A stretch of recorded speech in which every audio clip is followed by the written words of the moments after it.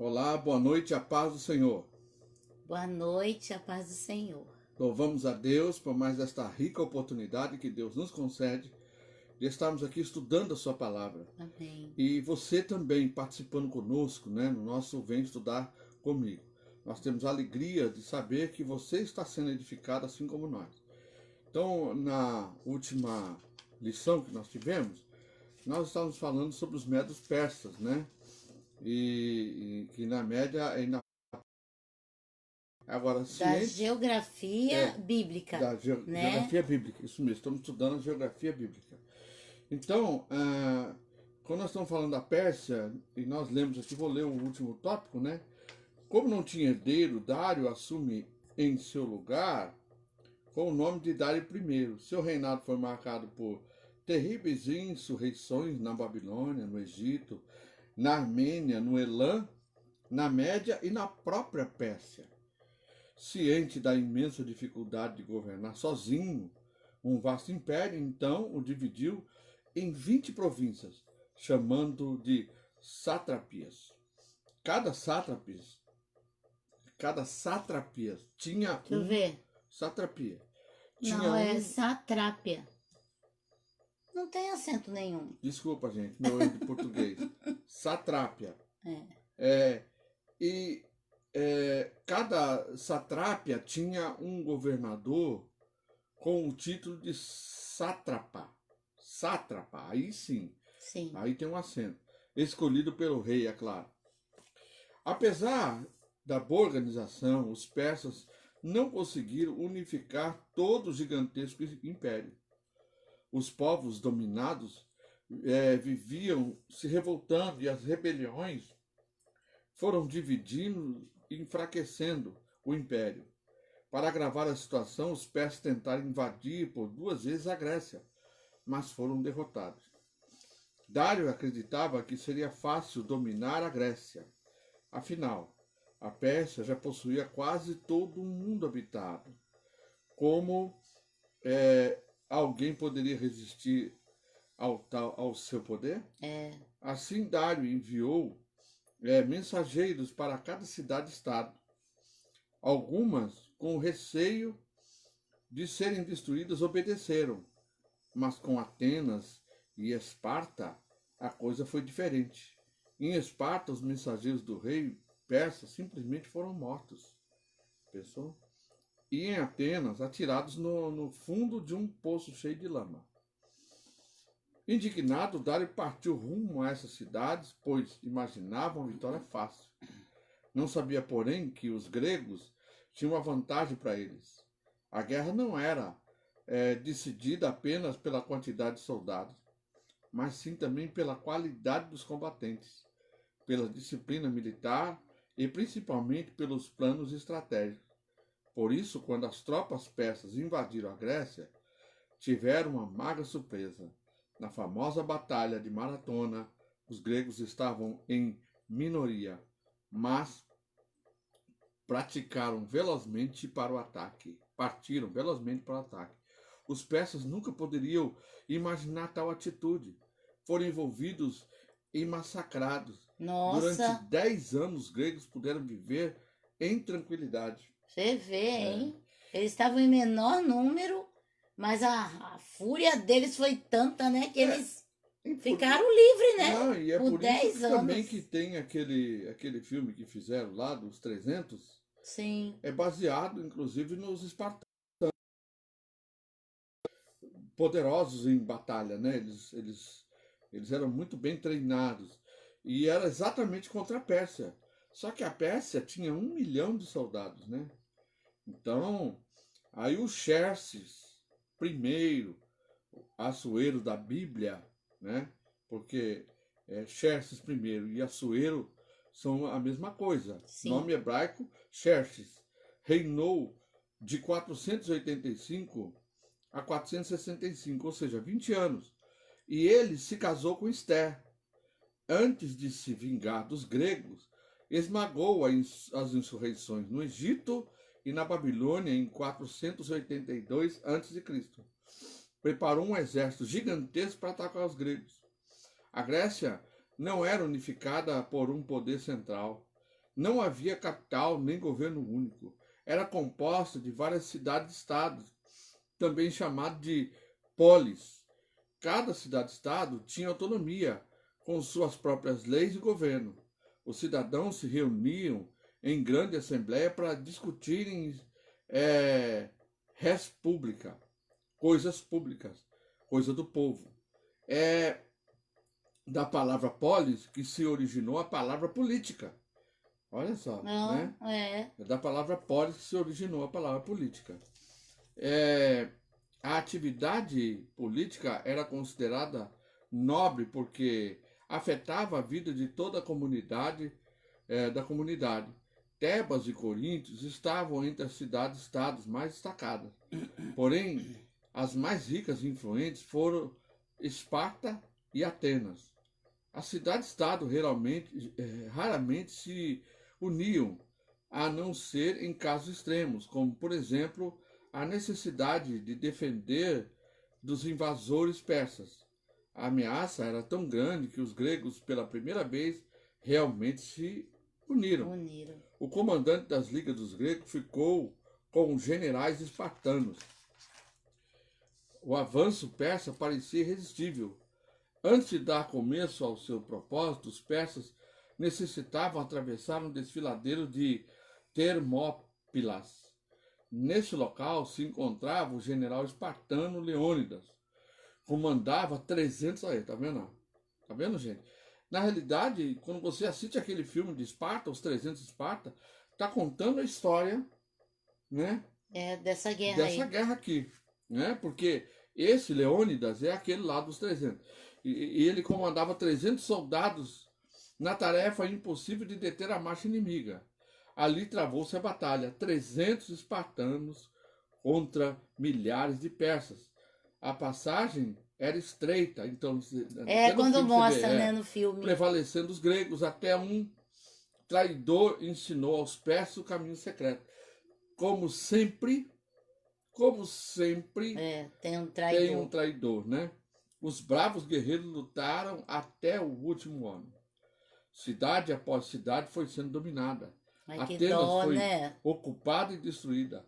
Xerxes foi avisado de que havia muitos navios gregos em Salamina e que os soldados estavam apavorados. Então, diante disso, enviou uma esquadra para lá.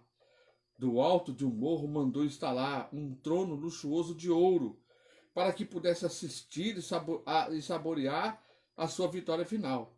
Os persas possuíam muitos navios, mas suas embarcações eram maiores e mais lentas nas manobras do que as embarcações dos gregos.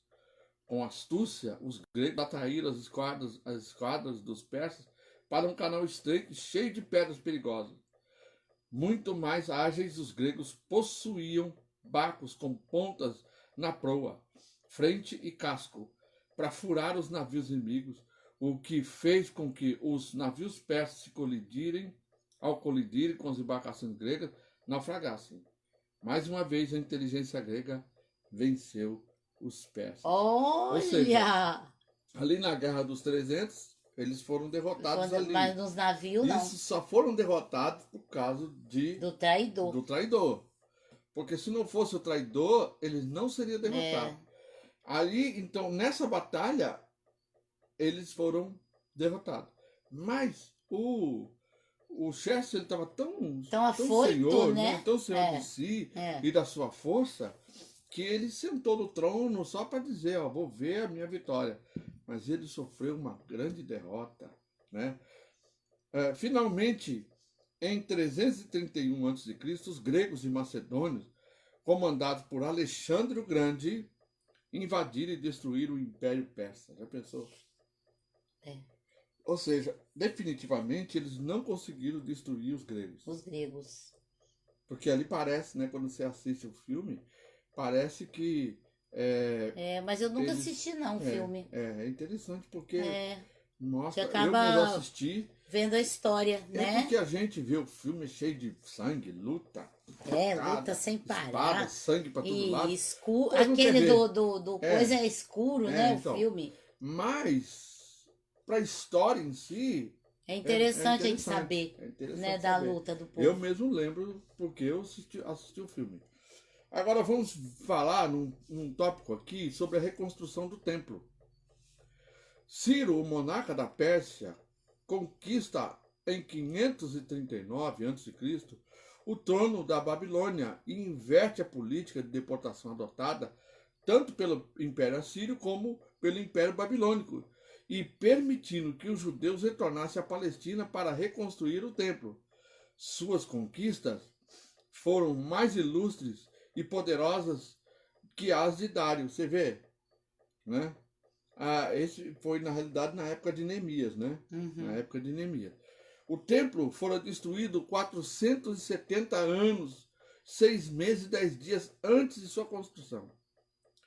1602 anos, 6 meses, 10 dias desde a saída do Egito.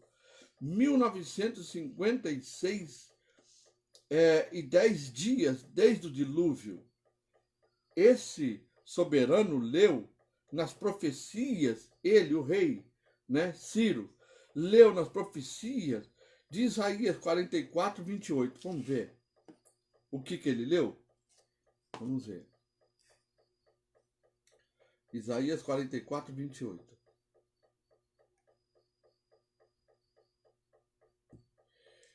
Que digo acerca de Ciro: ele é meu pastor e realizará tudo o que me agrada.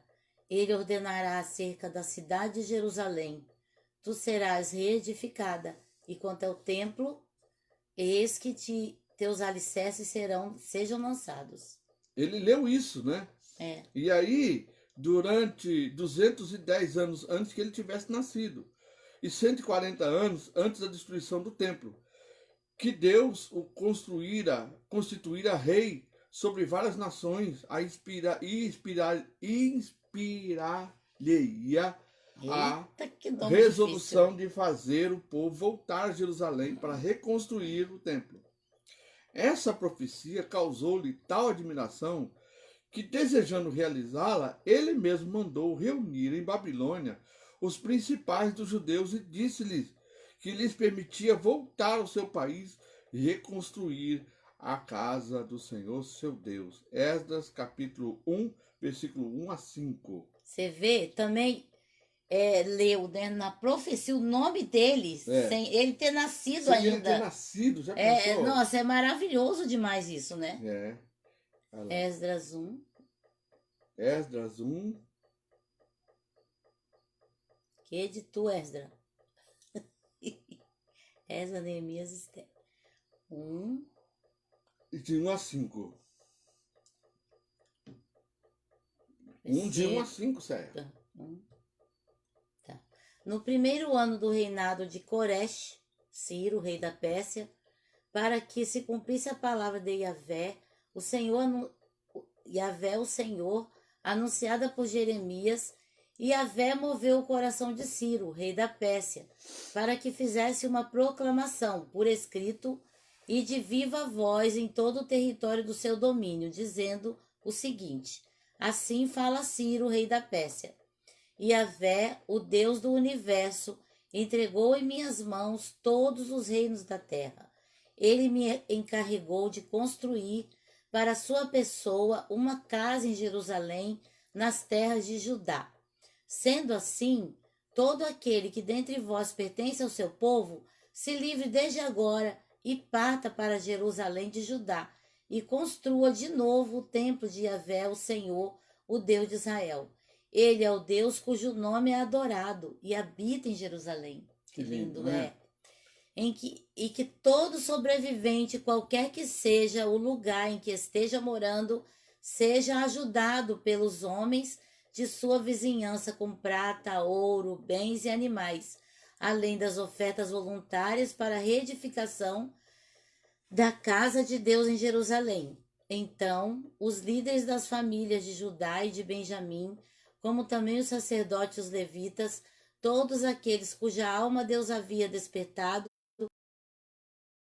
para Jerusalém,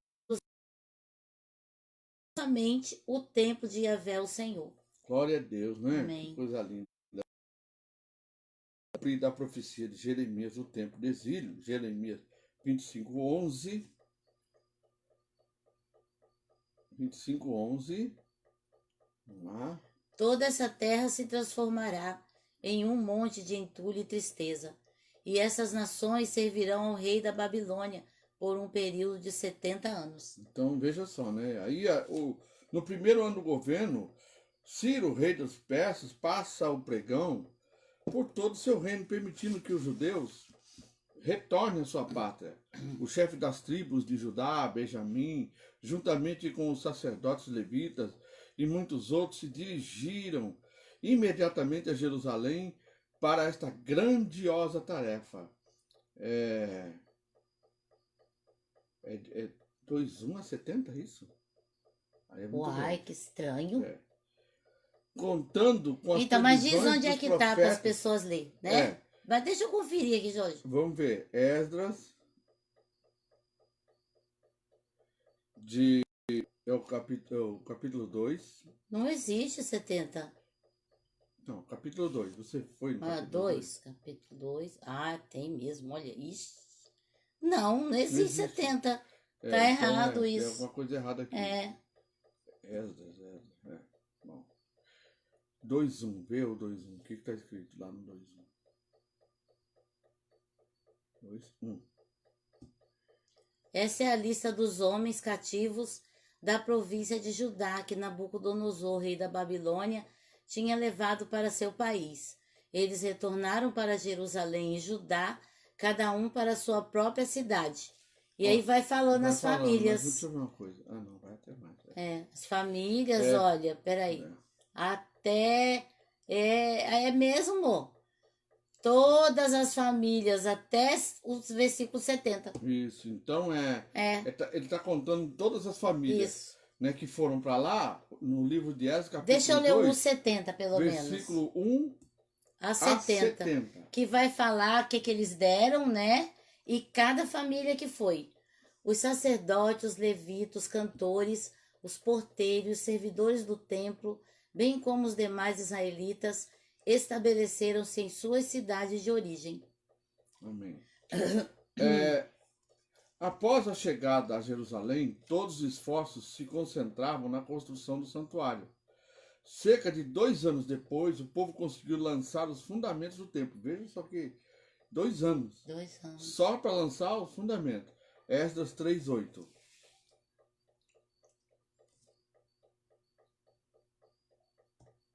No segundo mês do segundo ano, depois que chegaram à casa de Deus, em Jerusalém, Zorobabel, filho de Sealtiel, e Jesua, filho de Josadaque, e os outros seus irmãos, os sacerdotes e os levitas, e todos os que retornaram do cativeiro para Jerusalém, deram início à construção e designaram os levitas de 20 anos para cima para supervisionarem a obra da construção do novo templo de Yahvé, o Senhor. Então vocês observam aí também que levita não é só cantar, né? Bom, a emoção foi tamanha que os mais velhos e os mais antigos do povo, que tinham visto a magnificência e a riqueza do primeiro templo, ficaram tão sentidos e aflitos de profunda dor que não puderam reter as lágrimas e os soluços.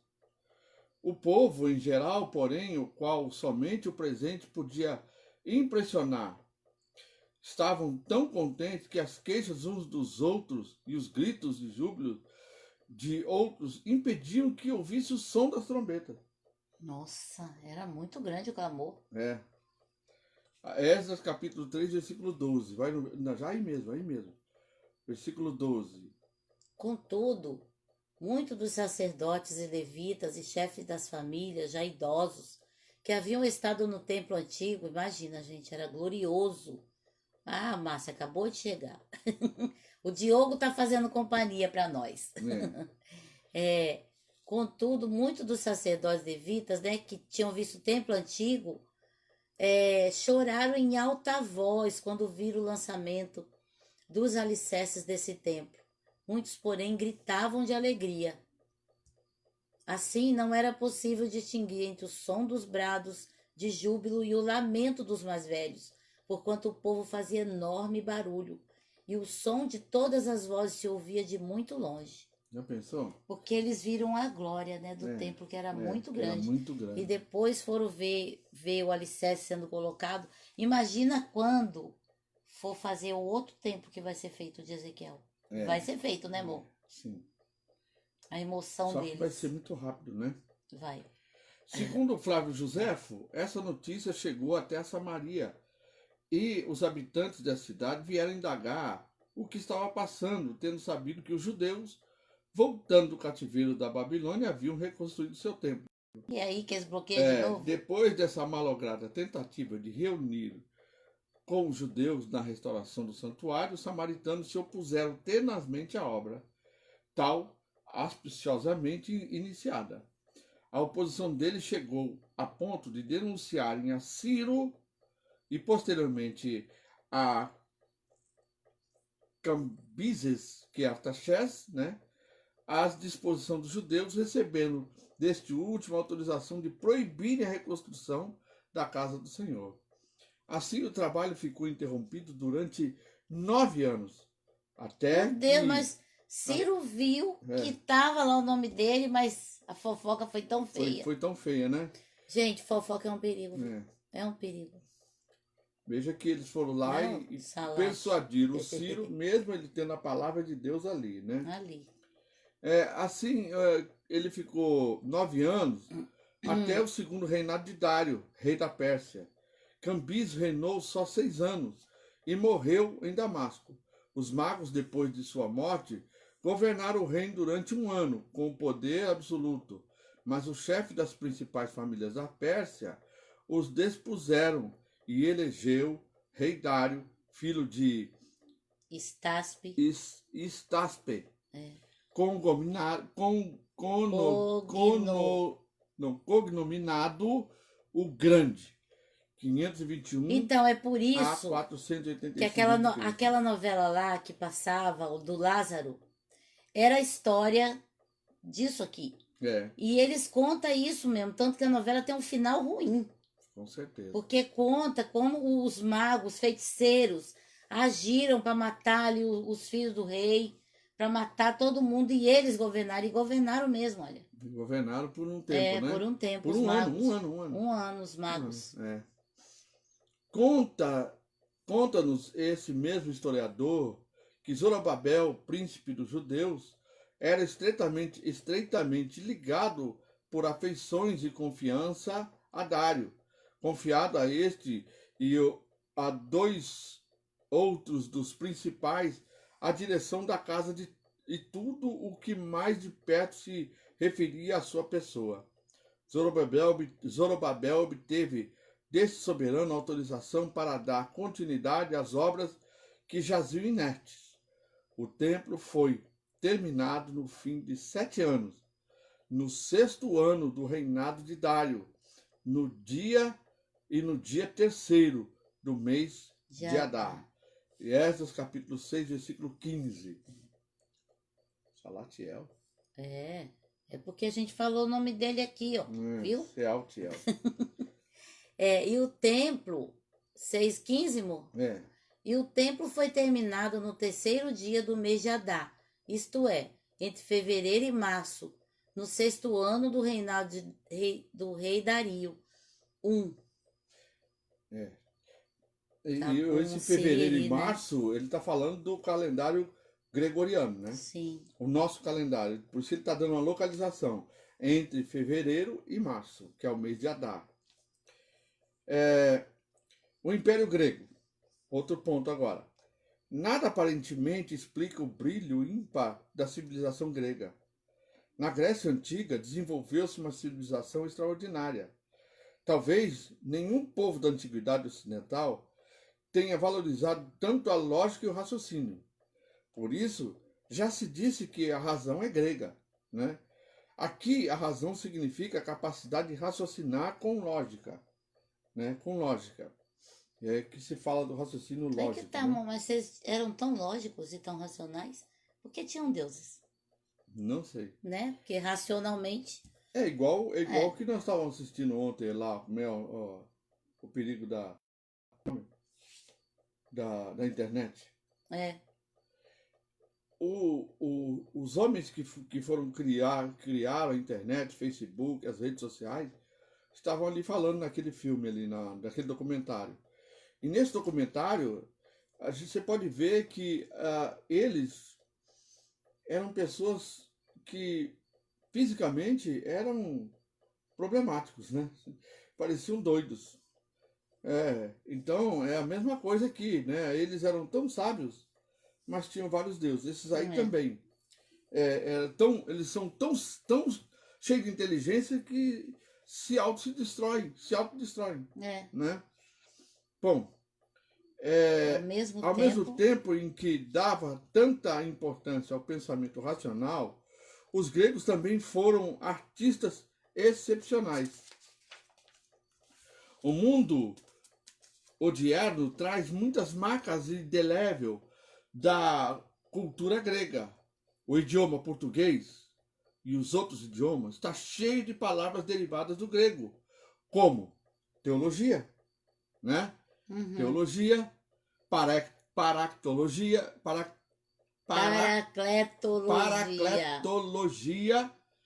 teofania, soteriologia, apocalipse, entre outros. Tudo grego, né? Na escola se estuda o teorema de Pitágoras, a lei de Arquimedes e a geometria de Euclides. As grandes obras da literatura e artes gregas até hoje são modelos de beleza. Como Sócrates. Sócrates é modelo de beleza? Não, ele era um dos filósofos, né? A filosofia grega desenvolveu-se primeiro em suas colônias na Ásia Menor, devido à influência da filosofia oriental, bem como do Egito e dos povos asiáticos do Oriente Próximo, inclusive os mesopotâmios. Também influenciou o progresso econômico e comercial das colônias em relação à metrópole, ainda denominada à época pela aristocracia agrícola, mais conservadora e menos democrática. A ciência egípcia e sua pioneira organização administrativa e econômica e a religiosidade dos povos do deserto, bem como os dos orientais, o alfabeto persa evoluiu da escrita cuneiforme e, sobretudo, o alfabeto fenício serviram de base ao grego, que apesar de acrescentar este último as vogais, tudo isso aportou primeiro as colônias em idade que hoje podemos qualificar de clássica, a partir do século VII a.C. Realmente, regiões como Jônia, Lídia, Cária, graças ao pujante comércio de suas cidades, alcançaram níveis destacados de desenvolvimento econômico. Essas regiões correspondem hoje ao território da Turquia e arredores. O consequente desenvolvimento científico e social, advindo do desenvolvimento econômico, proporcionou o nascimento do que se denomina filosofia ocidental. Meu Deus! E olha que eu queria tirar o som, sabe? Me veio na cabeça. Fica tocando o telefone, Jorge, o dia inteiro pra mim, não é ninguém. Ih, travou. Não, daqui, é você que vai ler. Então, tá bom. Isso aqui a gente dá um jeito. Então vamos lá. A expansão colonial. Os gregos não viviam apenas onde hoje está o país chamado Grécia, porque desde o século VIII a.C. até o século V, eles fundaram colônias, né? As colônias eram cidades gregas que se desenvolviam fora do território grego. Ficavam espalhadas pela costa da Ásia Menor, onde hoje está a Turquia, e ilhas próximas, região chamada de Jônia, pelas praias e portos do Mar Negro, pela Cilícia e sul da Itália, o que demonstra que desde cedo os romanos receberam influência dos gregos e até pela Espanha, né? Então os romanos foram aprendendo, né, para dominar também. O domínio macedônio. A Macedônia se localizava ao norte da Grécia, enquanto os espartanos e atenienses e seus respectivos aliados guerreavam entre si, disputando a hegemonia da Grécia. Durante um período de 10 anos, que ficou conhecido como Guerra do Peloponeso, a Macedônia, governada por Filipe, foi consolidando sua unidade e força. O desejo de Filipe era se tornar rei de toda a Grécia, e para isso se empenhou nas guerras. Devido às debilidades das cidades-estados gregas, uma a uma foi se rendendo aos avanços de Filipe. Que coisa, né? Eles eram divididos, né? Se uniram por um tempo para guerrear contra os Esparta, né? Mas... E outra coisa, né? É muito importante a gente estudar a geografia bíblica e conhecer a história, como ela aconteceu, para a gente ter uma constatação, gente. Muito importante isso. A gente vê na história que se levantaram impérios poderosíssimos, mas nenhum deles se perpetuou. Ou seja, mostra que o único que tem o poder perpétuo nas mãos é Deus. Por maior que seja, por mais invencível que seja, qualquer, não só nação, mas qualquer pessoa, sempre ele vai sofrer uma queda no devido tempo. Deus não vai permitir que se perpetue. O próprio Deus não permite que essa força se torne tão grande. Você pode ver hoje que o Egito ele é relegado aí a um dos países da África. Mas que não tem tanta importância quanto tinha na época, quando ele era um império. Os próprios persas, que são os iranianos, também. Tá tudo acabado para lá, para aquele lado, né? E eles ainda assim são descendentes dos amalequitas ainda, né? Devido às debilidades das cidades. Em 338 a.C., os macedônios derrotaram os tebanos e os atenienses, e, como consequência, Filipe foi coroado rei da Grécia. 2 anos depois da vitória, Filipe morreu. Nossa, tanta batalha, né? Para morrer. Governar 2 anos. Seu filho Alexandre Filipe morreu assumindo seu filho Alexandre em seu lugar. O Alexandre foi grande, né? Esse jovem teve uma educação notável. Seu professor foi um dos maiores gênios da história da humanidade, o filósofo Aristóteles. Além da Grécia, era comandante do exército real. Foi um dos maiores generais da história. Em 334 a.C., começou a construir um grandioso império. Tomou a Ásia Menor e ocupou o Império Persa.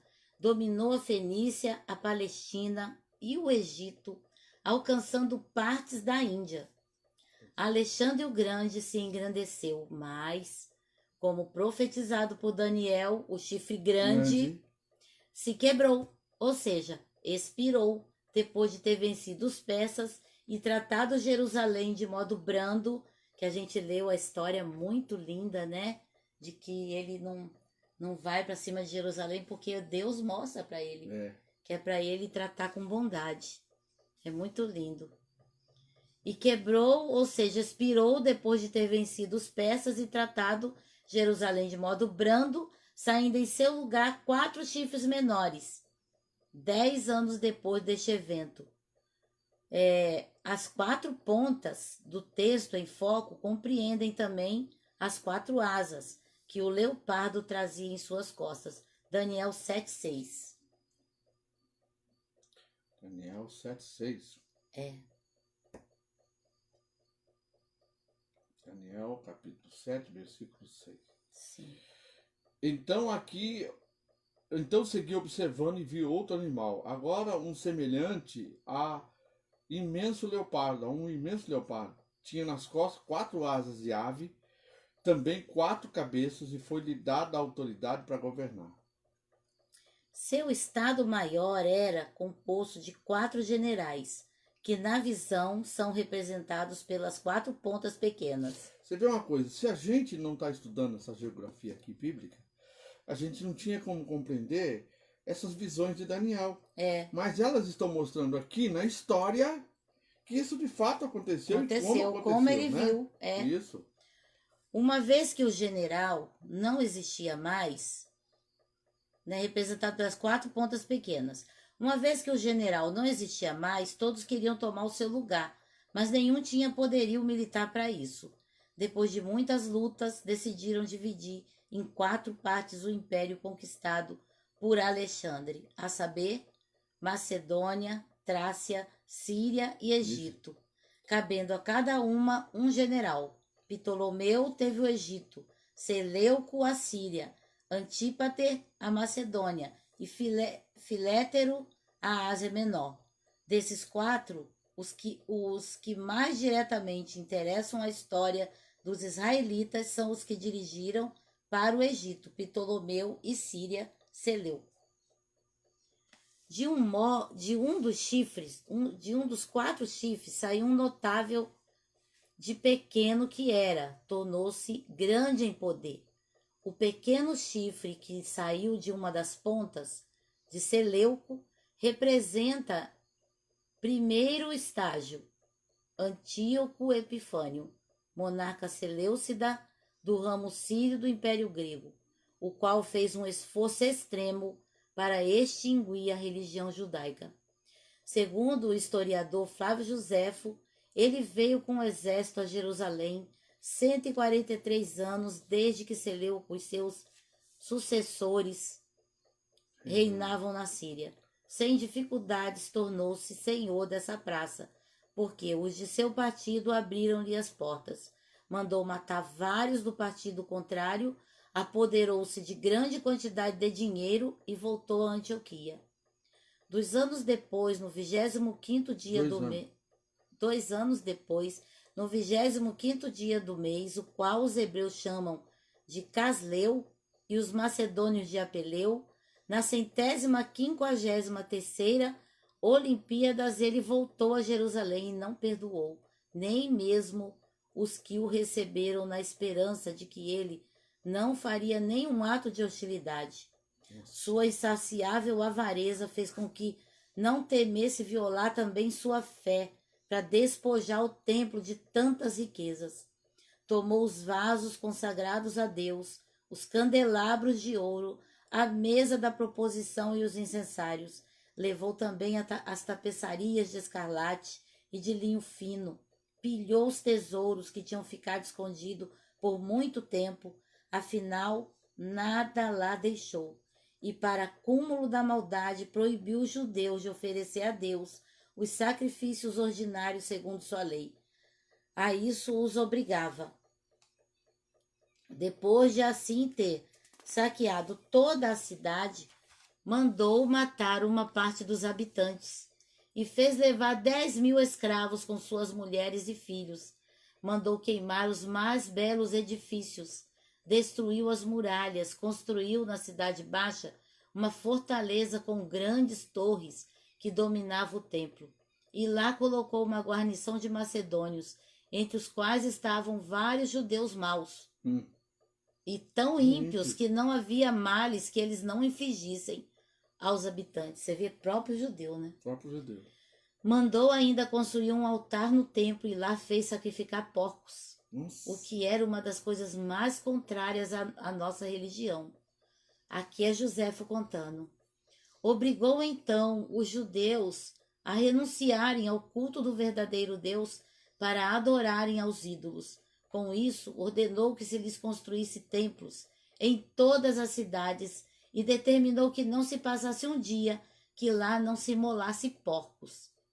Proibiu aos judeus, sob penas graves, que circuncidassem seus filhos e nomeou fiscais para vigiarem se eles observavam suas determinações, as leis que ele impunha, e para obrigá-los a isso se recusassem.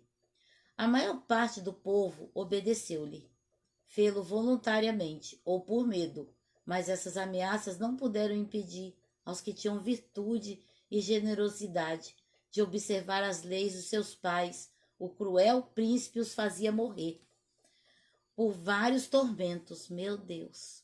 Depois de ter-os feito retalhar golpes de chicote, sua horrível desumanidade não se contentava de fazê-los crucificar. Mas, enquanto respiravam, ainda faziam enforcar. Meu Deus, quanto ódio, né? Quanto ódio! Faziam enforcar e estrangular perto deles suas mulheres e os filhos. Eles lá sofrendo, eles via. pegavam a mulher e os filhos e enforcavam na frente deles. Ai, meu Deus. Meu Deus do céu. Terrível. E os Que filhos tinham sido circuncidados. Mandavam queimar todos os livros das Sagradas Escrituras e não perdoava um só de todos aqueles em cujas casas encontravam. Está na história, isso que a gente leu. História dos Hebreus. História dos Hebreus, Rio de Janeiro, CPAD. CPAD. Esse monarca destituiu o sumo sacerdote, proibiu o sacrifício diário no templo e sobre o altar de Yahvé erigiu ele um altar a Zeus. Como se não bastasse, vendeu milhares de famílias judias como escravas. Foram tais atrocidades dos antíocos que os judeus se revoltaram e uma família, a dos asmonianos, se refugiou nas montanhas e desafiou o poder dos Seleucidas. Dessa família nasceu o movimento apelidado de Macabeu, em que a família asmoniana enfrentou o poder dos antíocos ou dos Seleucidas. Em 167 a.C., Deus suscitou um libertador na pessoa de Matatias. Esse santo e resoluto sacerdote era pai de 3 filhos que se destacariam com igual valor na história de Israel: Judas, Simão e Eleazar. Com seu exemplo e enérgicas exortações, logrou despertar nos filhos e no povo o ardor pela defesa da fé. Essas histórias aqui são chamados livros apócrifos. Eles estão na Bíblia das edições paulíneas, né? Não na... Paulinas. Paulinas, né? Paulinas. E lá conta a história dos Macabeus, de Matatias, né? Todos eles. Onde eu estava? Judas destacou-se pelo gênio militar. Ganhou várias batalhas contra forças superiores. Conquistou Jerusalém e promoveu a purificação do templo, com a restauração do culto a Yahvé. E assim foi instituída a festa da dedicação, para comemorar a retomada da cidade santa e da casa de Deus. Com a morte dos filhos de Matatias, João Hircano, filho de Simão, em 135-106 a.C., começou a sobressair-se na administração da Judéia. E o país, então, passa a desfrutar da sua legendária prosperidade. Houve guerras constantes entre os asmoneus e os idumeus. Herodes, com o auxílio de 11 legiões romanas, enviadas pelo imperador Marco Antônio, derrotou os exércitos de Antígono nas proximidades de Siquém.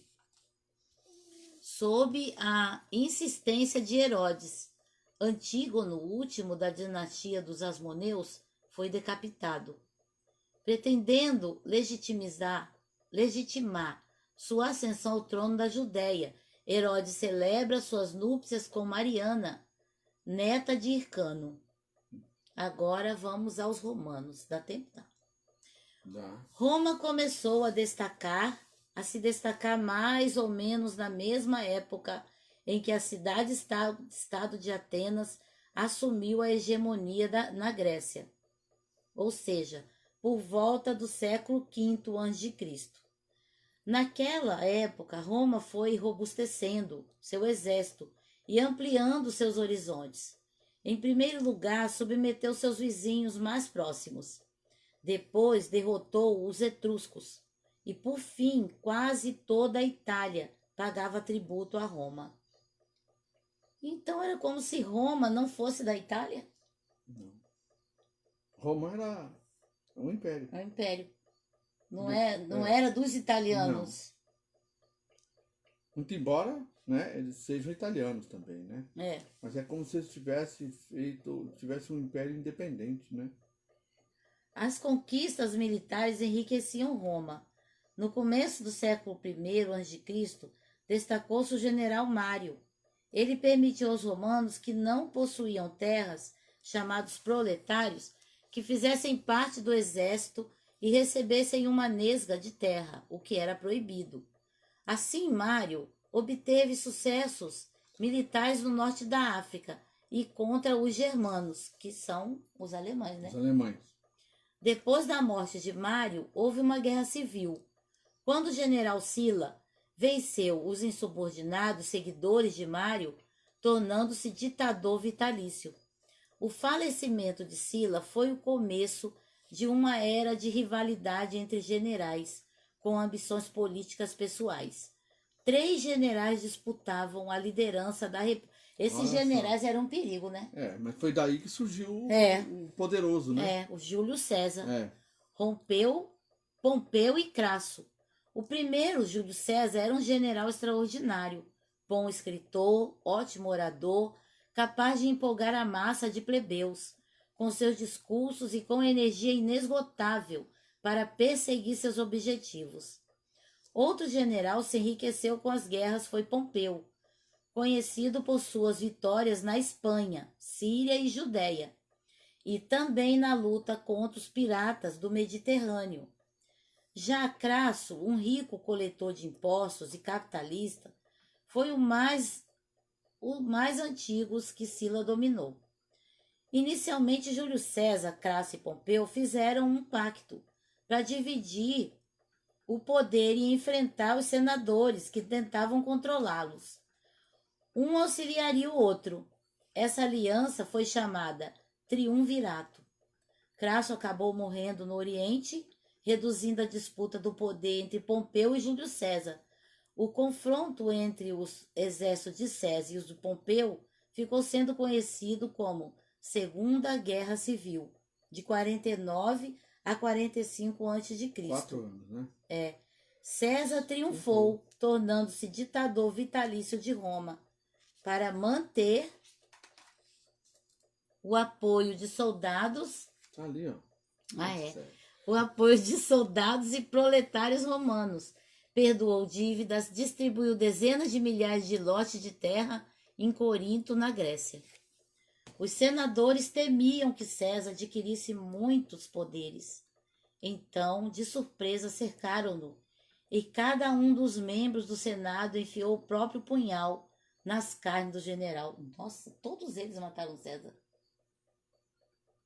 Ao perceber que estava sendo esfaqueado até mesmo por um homem de sua confiança, chamado de Brutus, exclamou o general desiludido: Até tu, Brutus.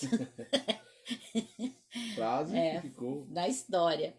Frase essa que ficou gravada na história como expressão de decepção diante da traição. Após o falecimento de César, os generais Lépido, Marco Antônio e Caio Otávio formaram o segundo triunvirato, e esses triunviros logo mostraram a que vieram. Prenderam e executaram milhares de opositores, inclusive senadores. Por ordem dos generais, soldados invadiam casas e levavam os prisioneiros para câmaras de tortura. O grande orador Cícero foi uma das vítimas fatais desse grupo. Pouco tempo depois, Lépido foi preso pelo sobrinho de César, restando a Otávio e a Marco Antônio a disputa pela supremacia. As forças militares de Marco Antônio não resistiram às guerras contra os exércitos de Otávio Augusto.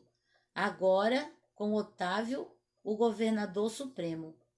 Essa nova forma de governo foi chamada de império. O primeiro imperador, Otávio Augusto, assumiu o poder em Roma no ano 27 a.C. Iniciou uma série de reformas administrativas e políticas. Gente, já imaginou como o mundo estava terrível nessa época, né? Várias nações ali na opressão, né?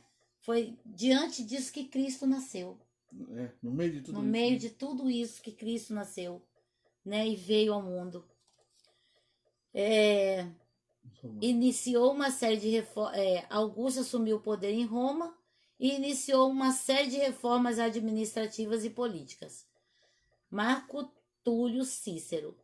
Os romanos amavam a eloquência, isto é, a arte de convencer as pessoas com belas palavras, raciocínio e frases elegantes. Os jovens da nobreza eram educados para se tornarem adultos eloquentes, uma qualidade importante na vida social e política. Marco Túlio Cícero foi o mais célebre dos oradores romanos, sendo conhecido como Garganta de Ouro. Viveu no século I a.C., próximo ao término da República. Sua última campanha foi em defesa do Senado contra o Segundo Triunvirato. Por ordens expressas do general Marco Antônio, os soldados atravessaram a língua de Cícero com um prego e depois o cortaram em pedaços. Nossa. As mãos, a cabeça decepada, ficaram expostas no fórum, onde tantas vezes ele havia eletrizado o público com a oratória. Agora estava calado para sempre.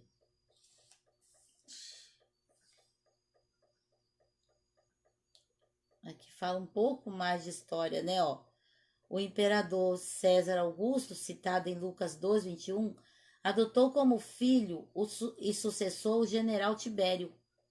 Depois da morte de Augusto, Tibério, Lucas 3:1, se tornou o novo César, outra maneira de chamar um imperador. Seu sucessor foi Caio César, que ficou conhecido na história com o apelido de Calígula. Esse foi terrível também, né, gente? No lugar de Calígula veio Cláudio, sobrinho de Tibério. Depois de sua morte, assume o homem indicado por ele, Nero, que ordenou que a própria mãe fosse assassinada. Nero pôs fogo em Roma. Pôs fogo em Roma e tudo mais, né, que vocês já sabem. Agora, ao capítulo 3, né? Não dá mais tempo, né? Hoje a gente termina um pouco mais cedo, porque vai começar o capítulo 3 da geografia bíblica, que é Nações perder, né? Cananeias. E é bom a gente não perder assim, essa sequência de uma maneira mais com clareza, para a gente ver com clareza toda essa história. Vai começar depois a pensar em outra coisa, que agora vai ser as Nações Cananeias, né? Que foi destruída depois também. Bom, louvamos a Deus pela sua companhia. Que Deus tem nos dado a oportunidade de estarmos sempre juntos estudando. Que Deus possa trazer à luz tudo aquilo que nós estamos estudando. Certamente Deus tem se agradado da sua vida, que tem dedicado seu tempo para isso, porque você está aprendendo das coisas de Deus. E isso é muito importante. Não abra mão disso, nunca. Não abra mão. Gente, nós vamos compartilhar esse vídeo no Facebook e também no YouTube. Se você puder, né, sentir o desejo do seu coração de compartilhar, tanto no Facebook quanto no YouTube, faça isso. A gente tem sempre pedido para as pessoas se inscreverem, mas eu sei que tudo isso é Deus quem determina. É Deus, né? Na hora certa. É Deus que determina. Nós estamos deixando aqui, com esses estudos e com nossos cultos em casa, estamos deixando um legado para outras pessoas que vierem a um tempo necessitarem da palavra de Deus. Que Deus possa usar a nossa vida como um canal, apenas isso, para a glória e honra do nome de Jesus. Não vamos deixar que o YouTube domine, né? Sim, claro. Mas vamos crer que é o Senhor quem vai Senhor que está usando usar tudo isso, né? e fazer com que as pessoas queiram ver. Isso, amém. Deus glória é a Deus. mais. Que Deus possa te abençoar. Eu quero convidar você a estar conosco amanhã às 20 horas. Às 20 horas. Amanhã nós vamos estar... Eu só vou falar para vocês o tema da ministração, que é... que você está olhando? O tema da ministração é obedecer é melhor do que sacrificar. Amém. Tá curioso? Então amanhã, às 8 horas, nós vamos... Companhia. E ó, quarta-feira, às 18 horas, estamos de volta aqui. Sim. E sexta-feira também. Amém. Amém. Pode desligar. Não vai.